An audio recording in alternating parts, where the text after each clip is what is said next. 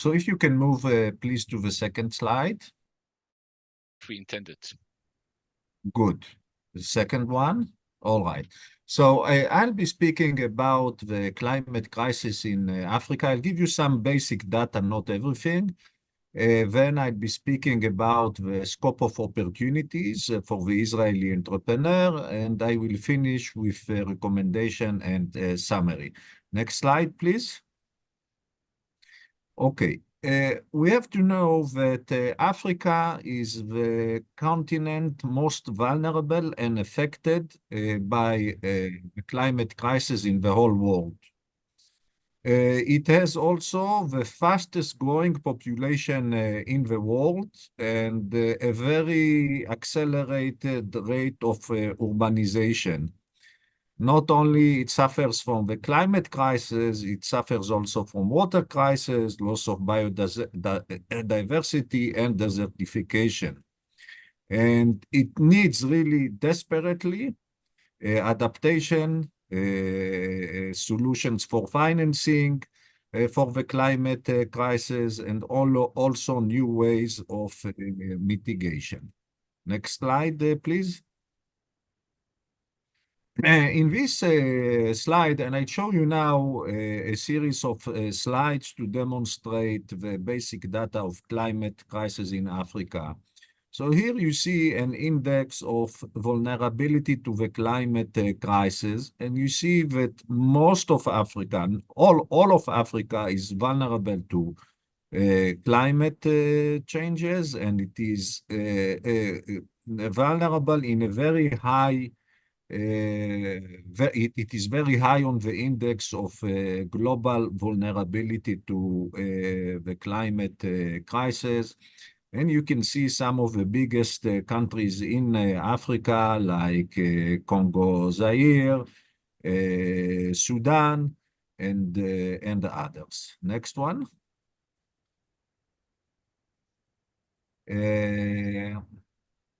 Here we see another example of the effects of climate change in Africa. The effects are multiple. They can be floods like this in South Sudan, but it can be also, next slide, please. It can also be severe droughts that kill millions of animals, especially in the Horn of Africa, but not only, in the Sahel countries and the southern parts of Africa. Next slide. Another effect is the rising temperature in Africa, and here you can see the Kilimanjaro mountain, one of the two mountain peaks in Africa that used to have permanent snow the whole year around.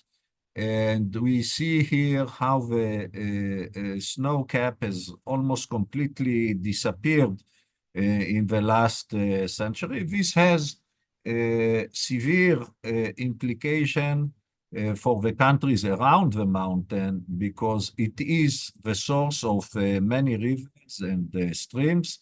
Once the snow is gone, also the source of this water is gone, and we see also how there are more clashes between herders and farmers on dwindling sources of water because of the disappearance of the snow. Next slide. This is another example. This is, I think, one of the best examples how climate change is affecting Africa. This is the disappearance of Lake Chad. Now, Lake Chad, in its highest, was bigger than the state of Israel, approximately 26,000 square kilometers. Today, only a fraction of the lake is remaining. And one of the reasons Boko Haram and terrorism are on the rise in this area is the loss of livelihood, the loss of pasture, water, agriculture, etc. because of the drying up of the lake that pushes people into the arms of extremism and terrorism. Next slide.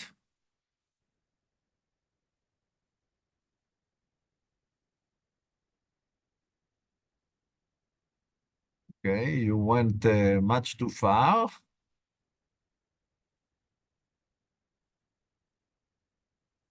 Okay, exactly. This is the next one. Okay, here you see the process of desertification in Africa.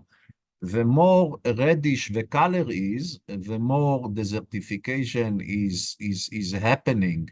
And you can see that a huge percentage of Africa is already suffering from desertification. It is usually along the border of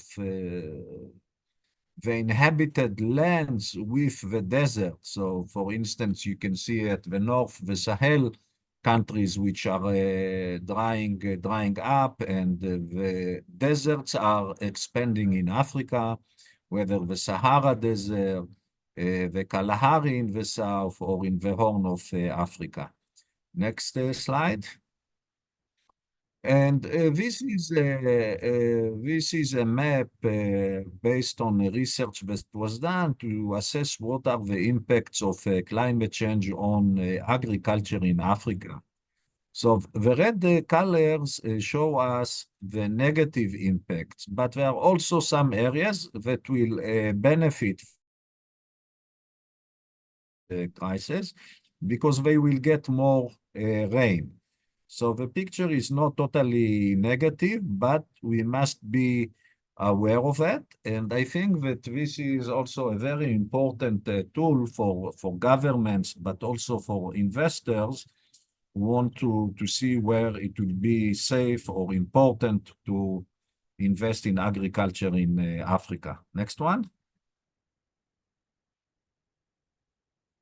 This is a very interesting diagram. It shows us the African population vis-a-vis the population of other continents in the world.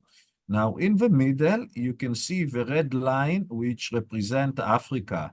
So we see that between the years 2000 and 2100, means this century, the African population will continue to rise without any hesitation, without any changes, and it will reach more than 4 billion people. Finally, toward the end of the century, Africans will become more than 40% of the total world population. The other line represents other continents. So we see that Europe, Latin America, North America have already stabilized their populations and somehow on even declining. And Asia is supposed to start declining toward mid-century. Africa's population is going, and the future of humanity is actually in Africa, if you want to see it in this way. Next slide. Now, after I've given you a picture of the climate crisis and other crises in Africa, I want to move to the second part of my presentation, and this is where lies the opportunities, okay? Remember that in every crisis has also an opportunities side of it. It's not only negative. And if we want to overcome a crisis, we must put our efforts, we must concentrate where we see the opportunities and enforce them and strengthen them. So in my opinion, based on my experience also as an ambassador in Africa, I identify a few areas where Israeli entrepreneurs can work and already working in Africa. This is to say agriculture and food security, are one of them. And I want to mention the issue of food security because Israel is the second place in the world for the development of proteins. These are alternate proteins that are produced in laboratories, like cultured meat, like meat, chicken, fish that mimic the real product. And I think that we will have no choice but also to introduce alternative sources of food to Africa because of the population growth, and it will increase food security. And this is a good place where Israeli entrepreneurs and African entrepreneurs can work together.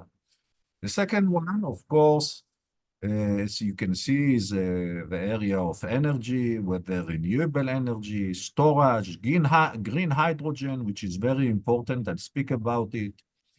Sustainable transportation, the protection of nature and biodiversity, sustainable tourism, carbon capture and storage for the sale of carbon credits. This is probably you are less familiar with that, but I will elaborate on that later on. Please, next slide.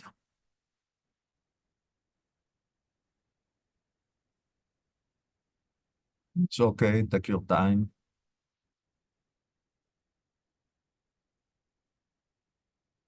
Okay, good. So in this slide, we see that the solar potential in Africa is really enormous. Actually, of all the continent, Africa has the highest solar potential in Africa. And this is a huge opportunity for Africa to close the energy gap that it has with the rest of the world and to develop alternative sources of energy. You see, for instance, that the potential of solar energy in Africa is bigger than that of Asia, which is much bigger than Africa. So let us bear that in mind. Now, Simon, next one, but try not to jump. Exactly. Okay, on agriculture, as you can see, Africa really holds the reserves of the world in arable lands. Okay, most of the agriculture in Africa is done on a small scale, inefficient scale, and many lands are not used. And so remember that 2/3 of the arable land of the world is in Africa today. Next slide. Another interesting issue is the development of sustainable transportation in Africa. I'm talking mostly on electric vehicles and electric buses or public transportation. Here you can see the first electric bus in Kenya. Now, this is a huge opportunity because in order to run these fleets of buses, there must be ways to manage it. There must be infrastructure. There must be a way to manage it, etc. And this is a huge opportunity. This is a huge jump for everyone who wants to move into transportation in Africa. And I do believe that at least in the big cities, metropoles, the future is indeed with electric vehicles. Next one. Now, I want to speak a little bit more about carbon markets in Africa and carbon credits. What is carbon credits? Credits that are being produced and sell. For instance, let's say that I own Google or Microsoft or any other big or small company in the world, and I want to offset or to minimize or to bring to zero my emissions. the emissions of greenhouse gases, but I cannot do that with my own means. If IKEA, for instance, wants to become net zero with no more emissions, it has to find other places where it can restore forests, mangroves, what we call sinks, in order to offset its activities. And Africa is an excellent place to do that by restoring natural habitats, by planting forests, by moving into more sustainable agriculture, and many, many more ways to do that. And we see, have a look at that. This is exponential growth of the carbon markets in Africa. This offers huge opportunities for entrepreneurs all over the world, and it will support and give Africa livelihood. It will benefit not only the companies that want to become net zero, but also communities in Africa. Next slide. Here we see the issuance of carbon credits in Africa. We see that most of them are coming from forestry and land use. Protecting forests, rehabilitation of forests, etc., which also is very important for combating the climate crisis. And we see, again, that the market is growing and offers opportunities. Next slide, please. This is a map that shows us how solar energy is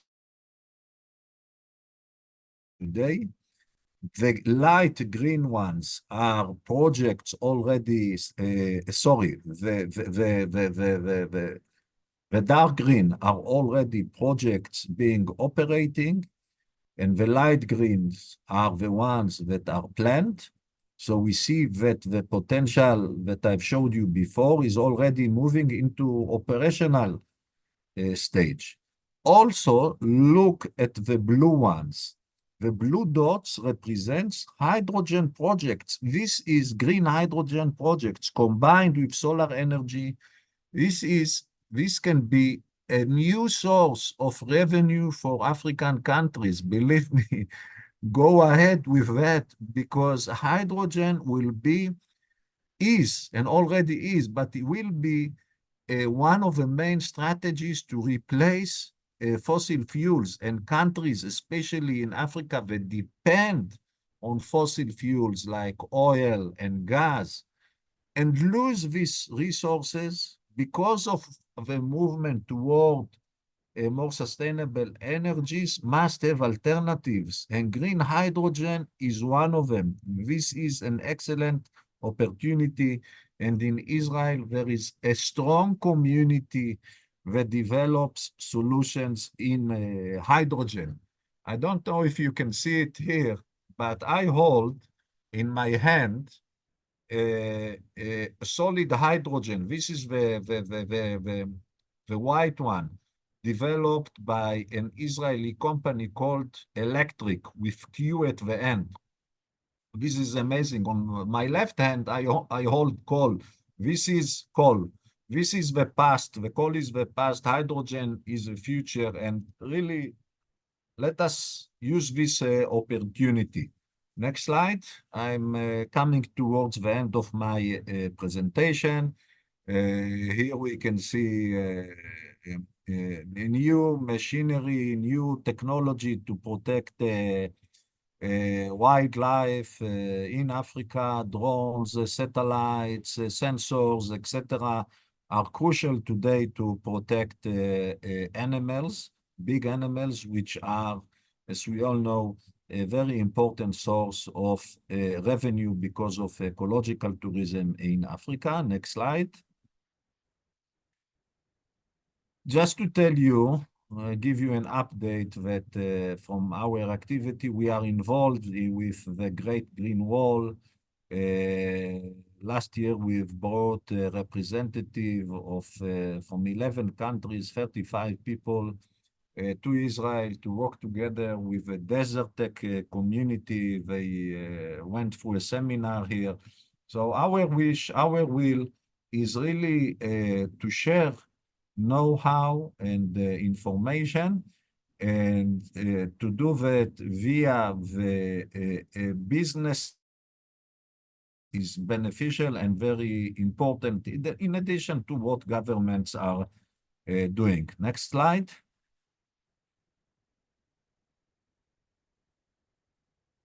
Okay, so this is my last slide, and I've put here a few recommendations. The recommendations, the first one is for the Israeli entrepreneurs, is to work together vis-a-vis Ashra in order to get insurance, which is cheaper, to get more access to finance in Israel, within Israeli banks. There are many banks that are supporting and created lines of credits, some of them very big ones, hundreds of millions of dollars for entrepreneurs who work in the field of climate change. So Ashra, this is my first recommendation, work toward Ashra, go see them, talk to them, and get a priority for them. The other recommendation is really to understand that there are many new mechanisms that fund green projects in Africa. One of the major one is the Green Climate Fund. Now, countries in Africa have offices, some of them, not all the countries, offices that facilitate the fundraising from these entities. So it's important for the entrepreneurs to be involved with them, to write together with them or for them the descriptions of the project that they can later on approach these funds with solid documents, with solid projects that will benefit the people of Africa. The same goes also for the work with donor countries. I've put here also the website of the Green Climate Fund. So later on, you can go into it and see what are the conditions there. And finally, I took the liberty to put the email of Leo Vinovetsky, who spoke here before me, who covers the economical sides of our relationship with Africa, who can help you.